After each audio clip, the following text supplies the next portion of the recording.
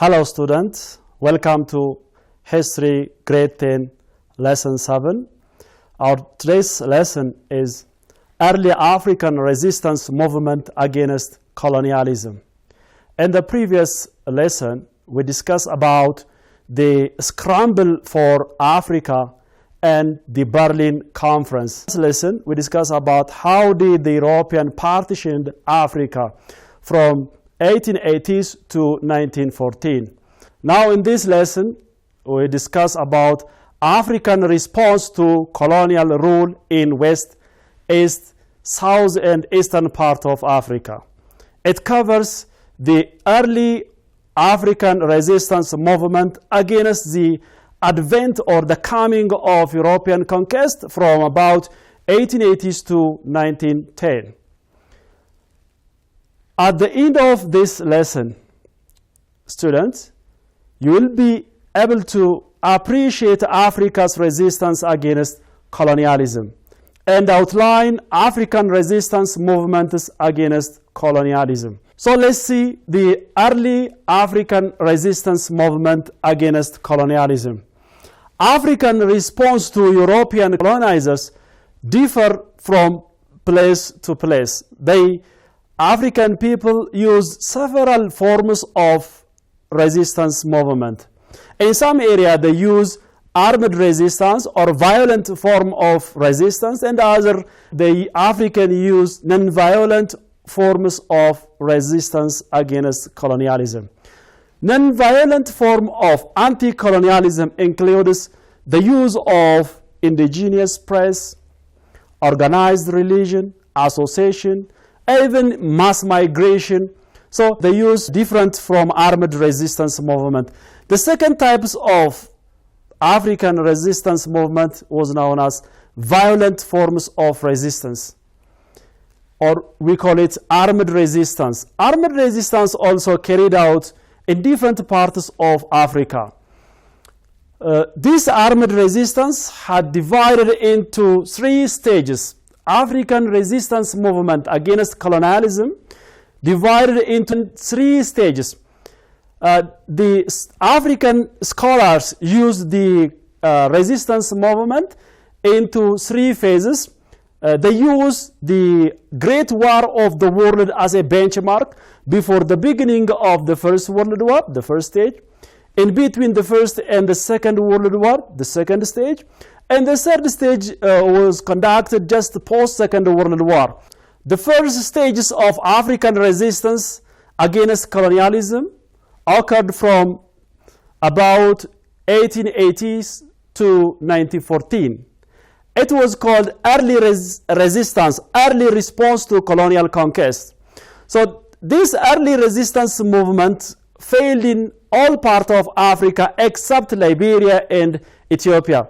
So it was due to uncoordinated response, and the Africans were led by traditional chiefs.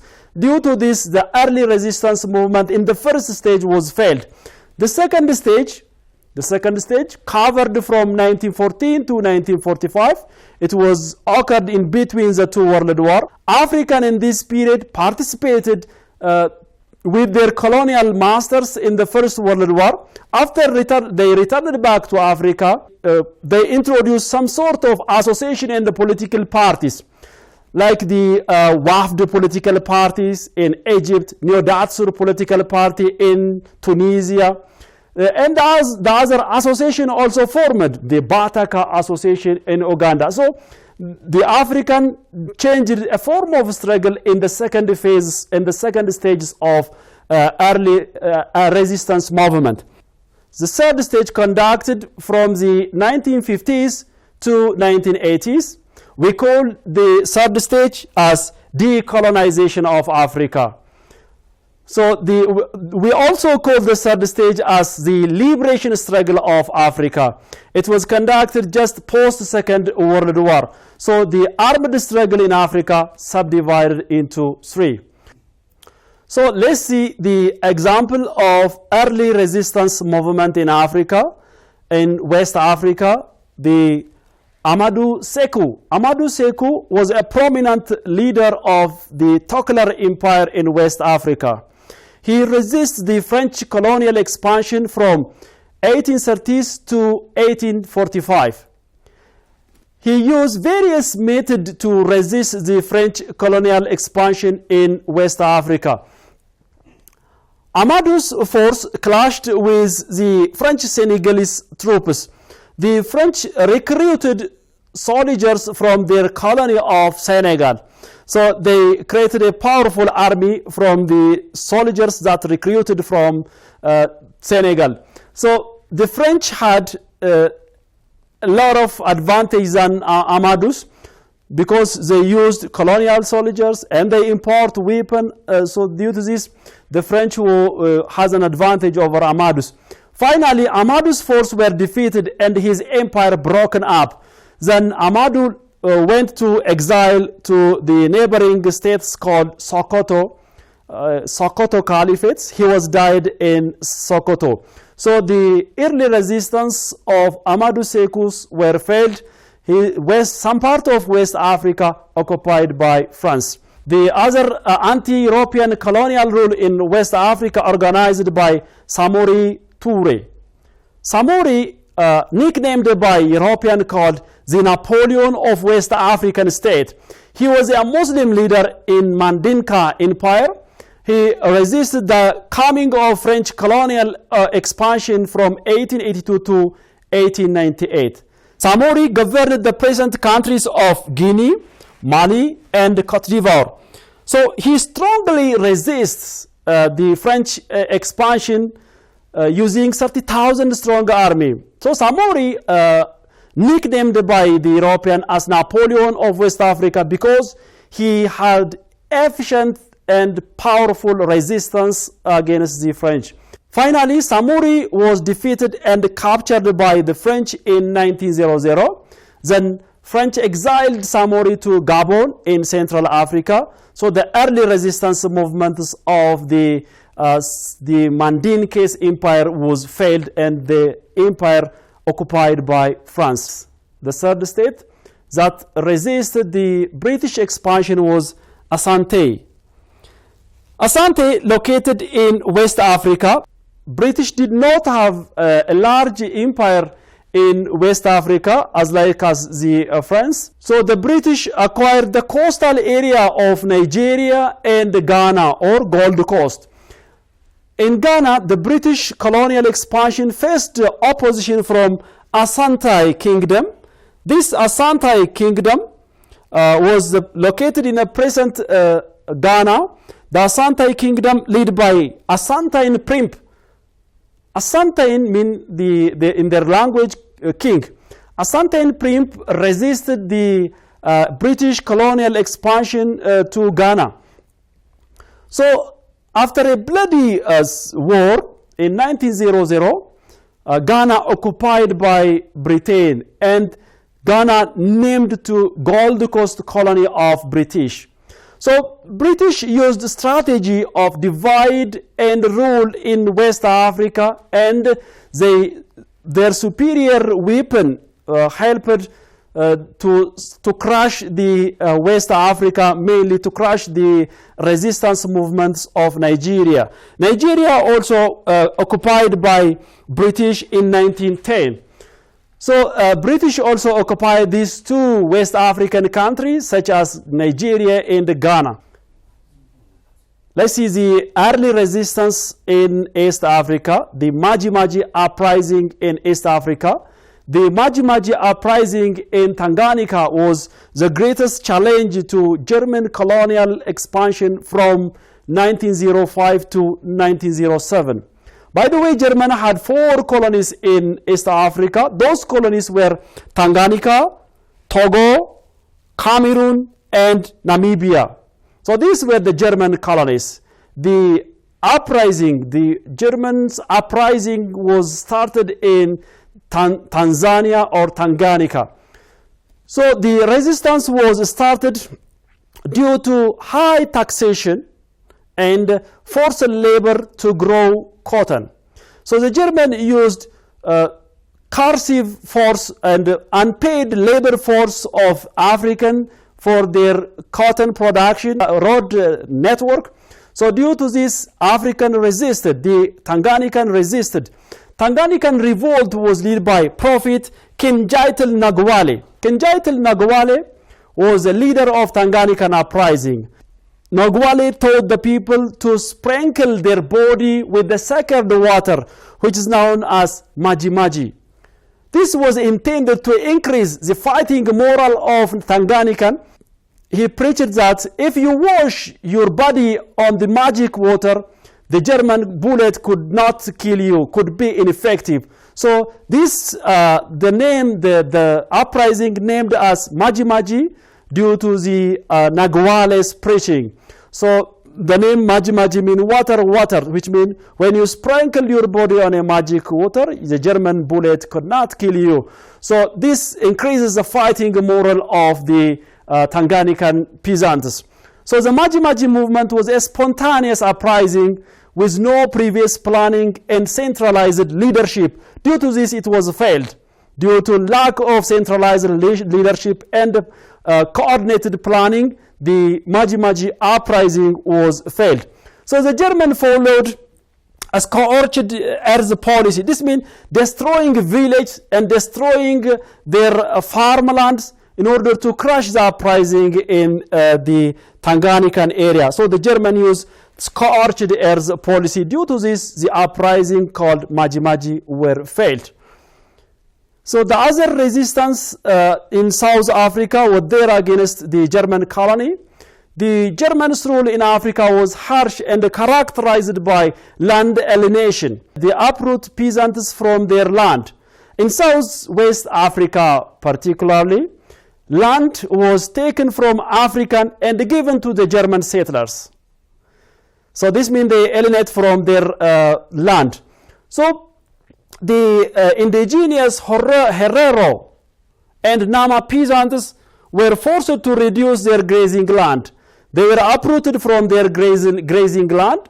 In 1904, the Herero people, led by Samuel Herero, rebelled against the German expansion.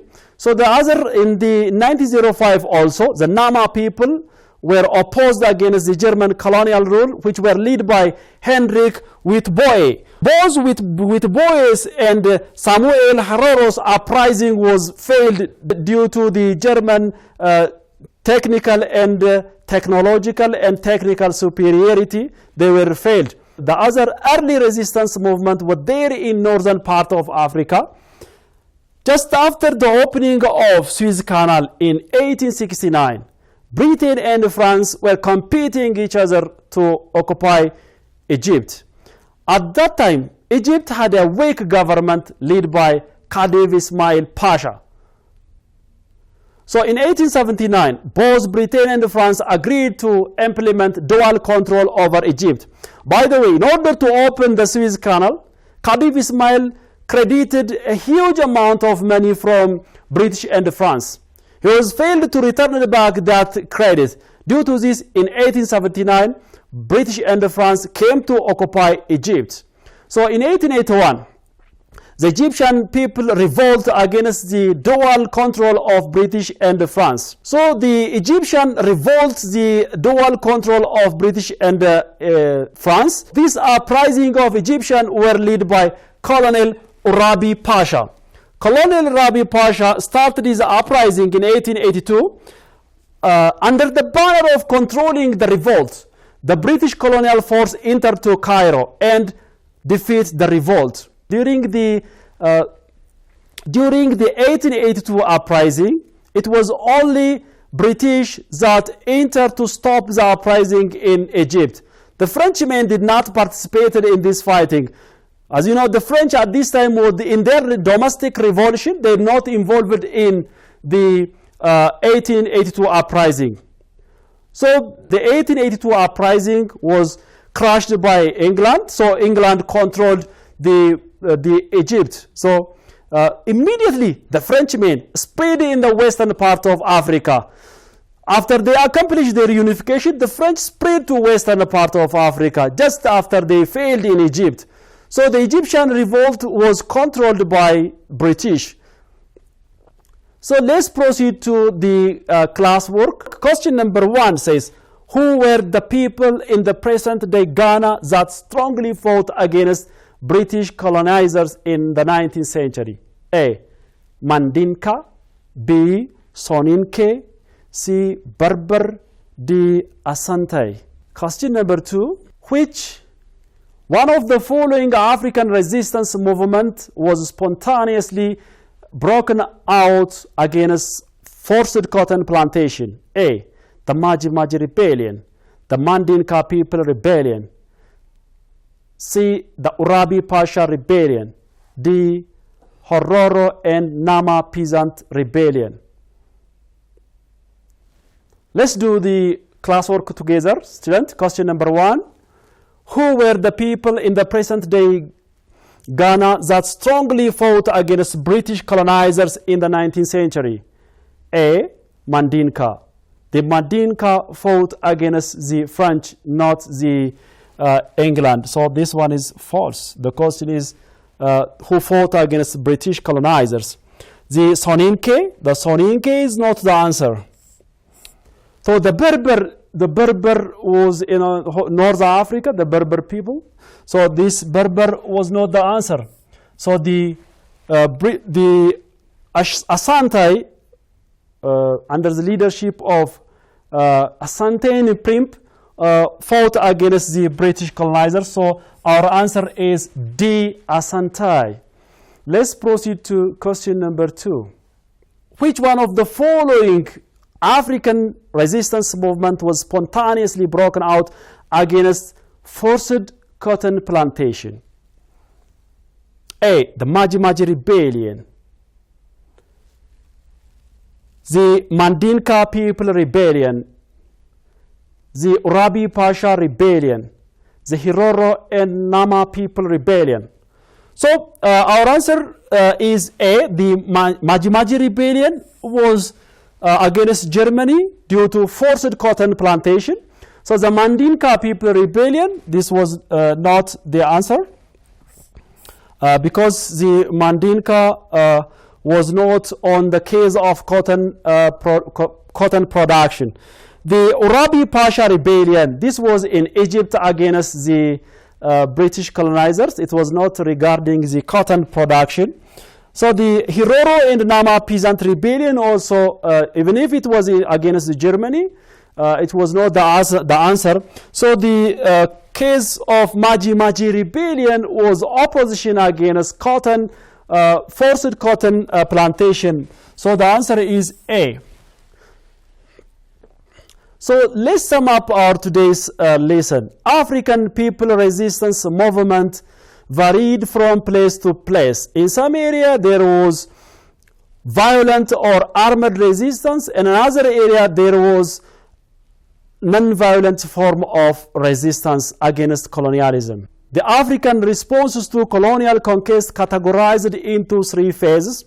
The first phase occurred before the First World War. The second phase occurred in between the First and the Second World War.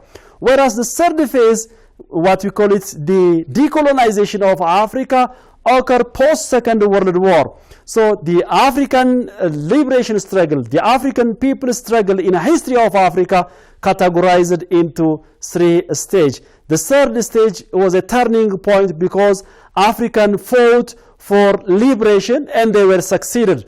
So the African resistance against European invaders in this stage, we can mention the struggle led by Amadou Sékou of Toklar Empire, Samori of Mandinka against France, Urabi Pasha of Egypt, Asante in Ghana against British, the Maji Maji Rebellion in Tanganyika against Germany.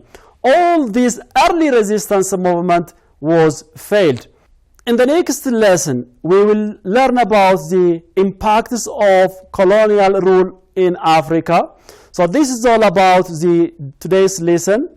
And the next class will discuss about the impacts of colonial rule in Africa. Thank you very much. Have a good day.